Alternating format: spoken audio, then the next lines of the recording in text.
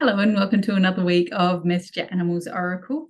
I am the artist and the author of this deck. My name is Susan Green and my business is healwithairmeith. If you would like to celebrate and play with the animals, this deck is available for purchase in the information section below. Okay, this week we're talking about or doing a reading around what you would gain from stillness, what you can learn about yourself from being still. Many people go through life and it's rush, rush, rush, rush. But when we stop, there is so much valuable information to tap into. So what is it you can learn from stillness? Initially, we got the grizzly bear with a support card of the chimpanzee. We got the elephant with a support card of the sloth. And we got the blue whale with a support card of the beluga. Fun times. So let's see what this means for you. So the grizzly bear and the chimpanzee. This is when you become still, when you practice stillness, when you, and I mean, when we talk about stillness, it doesn't have to be meditation. It can just be time out from busy, just to doing what you love. So your mind is relaxed. And so you're in a space of just allowing rather than doing all the time. Okay. There's a big difference between push and allow. All right. So this is telling you that when you allow and you come into that space of stillness, that you're likely to find more clarity, that time out of busy gives you a sense of healing. Well, it helps to rebalance everything that is going on within you so that you are then able to see the path forward more clearly. What happens then is that this essentially is able to help you conceptualize what's next, because we put out these visions and these intentions, and it's really important to then work steadfastly, one step at a time, one breath at a time towards those intentions. So there's that gentle balance of push and not pushing. Okay, it's about doing without pushing too hard. And that is a fine line. It can be a fine line to walk. But this tells me that when you take time in stillness, that suddenly you start seeing and understanding how the concepts come together, how the path forward is actually able to be achieved to get into that vision, because you have these thoughts or concepts or ideas that go, hey, I need to learn, or I need to do, or it's a sense of knowing rather than push, push, push and just blindly running, where you're like, here it's like lack of control and conflict on the reverse side. So it's about stepping out of that space, which is what busy does to you when you become mentally exhausted, emotionally exhausted, and you go, well, this isn't working. So what's the point of stepping back? Because it's not working. We've got to keep pushing. But that's not true. Okay. The truth is that you need to get out of that, spiral, so that you can then find the path forward. Becoming clear within yourself allows that healing. See, it's a matter of healing to find the sense of passion and purpose, to find the ideas. And this is the clarity through that healing coming forth. Okay, so the bear is showing you that essentially you'll find this newfound determination and understanding, where it's not a busy, busy, busy push to make things happen, but rather it's more of a fluent flow of energy, ideas, concepts, that you know the path forward without it being such a stress, without it being mentally and emotionally exhausting for you. All right, I hope that makes sense. They're great cards, and it's a really important message, because even here, the chimpanzee on the reverse side is dormant and unapproachable. Okay, so when you're in this spiral of lack of control, it's just creating this dormancy. Where if you look at the positive energy reading, it's determination and clarity, it's versatility and progressiveness, and that's where you're heading. If you can possibly step back and find that quiet within each day, find that greater balance of who you are within what you want to be. Fine line, walk the tightrope. All right, and then the elephant and the sloth. All right. Okay, so the elephant brings about a reconnection. Okay, there's a sense of when you go into stillness that you'll shift your perspectives. You'll see things differently. You'll see things from other angles. I always like to look at it like you're looking always at the front door. You're looking in the front window of your house. But what if you look through the other windows? You get a broader perspective. And that seems to be what coming into stillness does for you. It's going to allow your mind to be open to receive.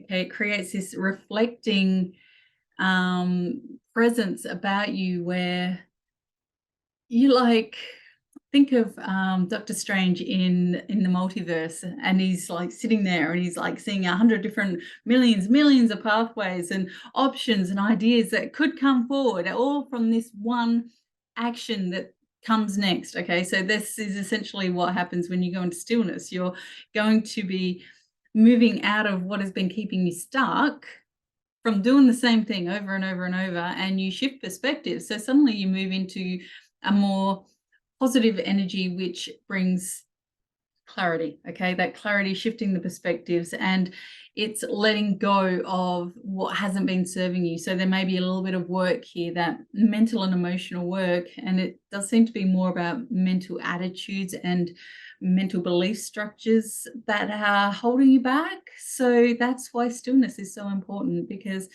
it allows you to let go of those set ideas, to just be open to what might happen if, what if, just what if?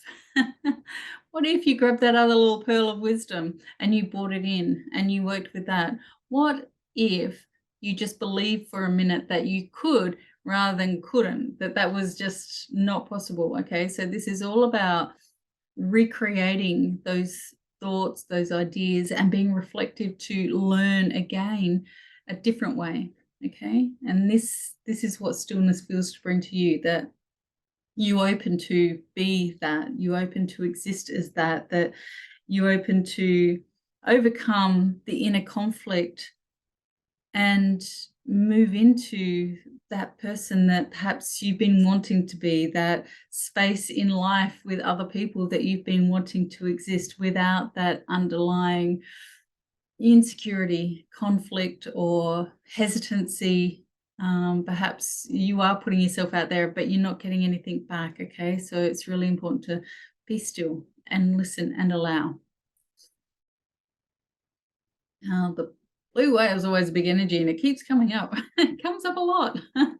I think we're in a big shift, and we got two sea animals here, so that tells me there's a lot of emotional energy going on, and that this is about letting go, literally looking at when you're in a space of stillness, you're able to not do what you've always done.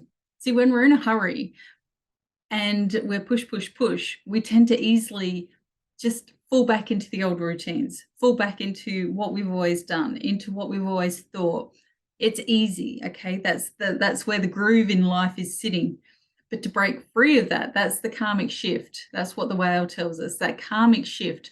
And when you go into stillness, then you're allowing yourself to literally shift out of that karmic rut, that karmic groove that you're stuck in, like a record player, just on repeat over and over and over. You're going to move out of that space. You're going to heal into a new space, and that new space opens you to be more receptive. Okay, we're not talking about being receptive to others. We're talking about being receptive to you, to who you are as a person, to that personal growth, to that higher wisdom. Like, your soul knows so much. And that's what the higher self is all about. So when you go into stillness and you're accessing that information, the more you do it, the more you become aware, the more you heal, the more you realize, the more, it's always more, because you're opening to go, yes, I'm ready. I want to. This is going to be my way. This is going to be how it happens. And it's really good. So when you affirm that you're ready, and you go into that place of stillness and you allow each and every day to be in that balance of having time to just listen, to just be, to just, however that comes. Maybe you're drawing or cooking, or maybe you're just letting go as you've got some music on in the background. It doesn't matter. It's about just being still and allowing, with that underlying intention of, I'm just letting go. I'm not holding on to everything anymore. And I'm going to find the next path. I'm going to find my way forward. And then you're going to see what resonates. You're going to see what is right for you. And this is so valid because that journey is huge. And you know what these guys are telling me is that it's not just you awakening to you, it's you realizing then how to become abundant in life. It's mind, body, and soul. All these cards are mind, body, and soul. And that's what they're telling you. When you become still, you're becoming limitless because you're accessing the higher purpose, the higher knowing, the higher reasoning of everything you are and have ever been. You know, that wisdom of the soul and what it's learned. It doesn't have to be trapped in the trauma. It's allowed to let go and just be in the wisdom. We don't have to wait till, I don't know, what are we waiting for? What are you waiting for? Now's the time. Now's the time. Be still. Allow healing. Allow that clarity. Allow that, you know, ability to overcome obstacles, to step into new ways, to shift perspectives, to come abundant. And that's just your mind, body, soul healing on all levels. It's just so beautiful. See what happens next then. That's where the magic happens. All right. Many blessings from me to you. And I will talk to you again next week. Bye for now.